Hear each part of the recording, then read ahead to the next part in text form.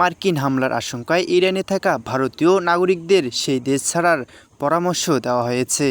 এই নির্দেশনাটি ইরানের বর্তমান সব ভারতীয় শিক্ষার্থী, তীর্থযাত্রী, ব্যবসায়ী ও পর্যটকদের ক্ষেত্রে প্রযোজ্য হবে।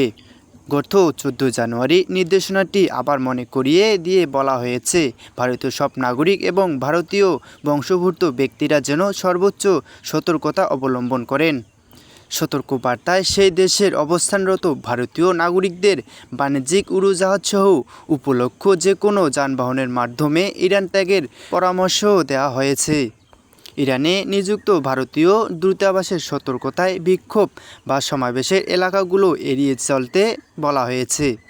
তেহরানে ভারতীয় দূতাবাসের সঙ্গে যোগাযোগ রাখতে এবং স্থানীয় সংবাদ মাধ্যমের উপর নজর রাখতেও ভারতীয় নাগরিকদের প্রতি অনুরোধ করা হয়েছে। পাসপোর্ট, পরিচয়পত্র সহ প্রয়োজনীয় ভ্রমণ সংক্রান্ত কাগজপত্র সবসময় হাতের কাছে রাখতে বলা হয়েছে। শান্তরা অর্পণ, সমপলা নিউজ।